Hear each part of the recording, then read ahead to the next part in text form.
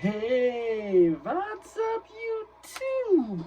It's Mark Timberlake and I am back with a brand new video, and today guys, we're talking about something that we all know is coming up real soon. January 1st, Michigan plays Alabama.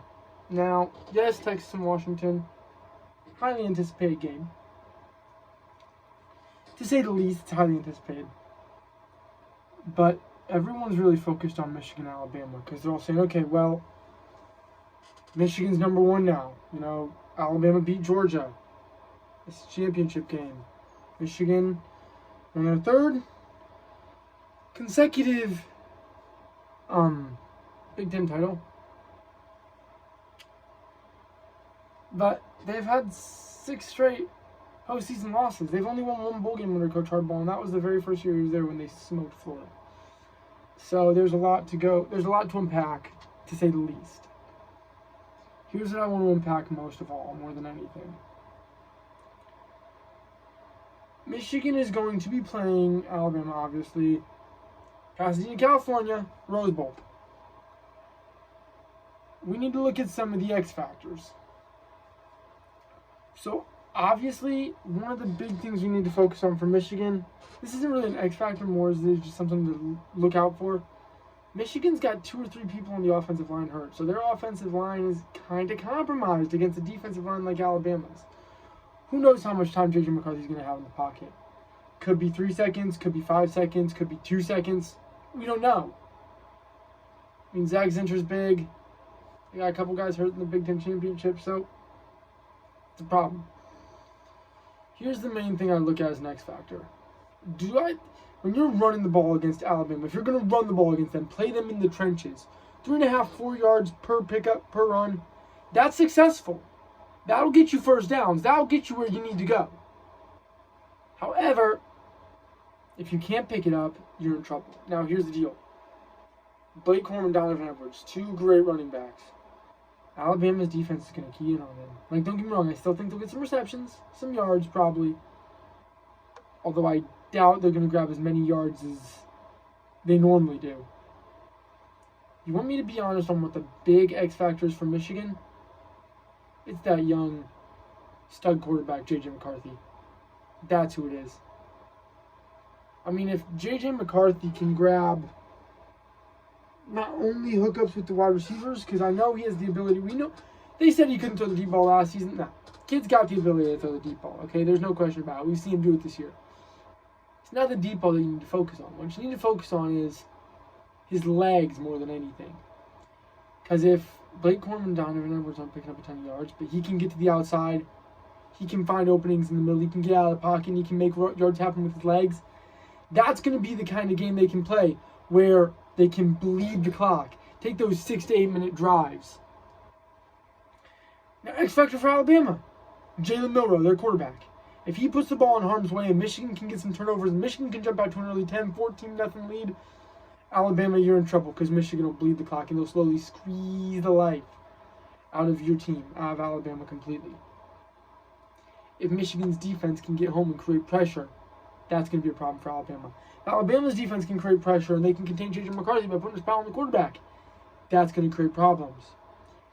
Next X factor I want to look at is the wide receiving core.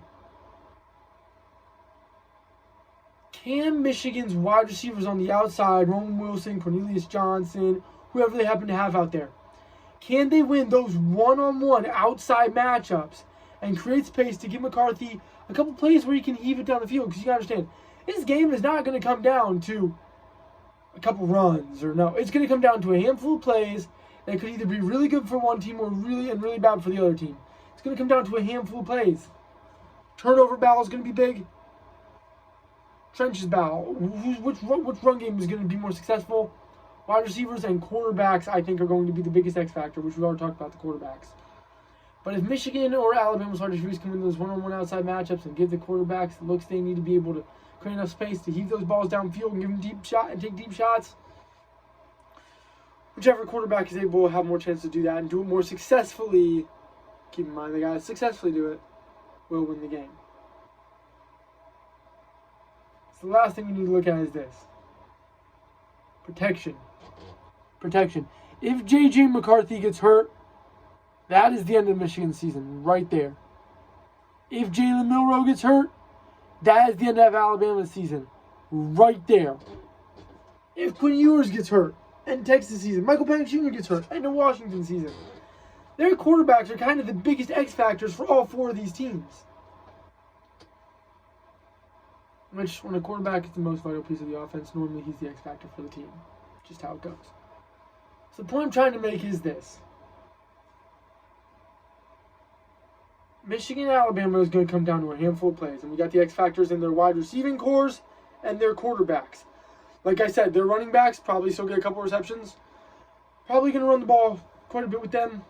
Try and pick up a couple yards. Now, keep in mind, if Michigan's offensive line plays really good and they win the trenches battle, that's fine. Like I said, if Michigan jumps out to an early 10, 14-point lead, they'll take those 6 to 8 minute drives that bleeds clock and squeeze the life out of Alabama. They'll do that.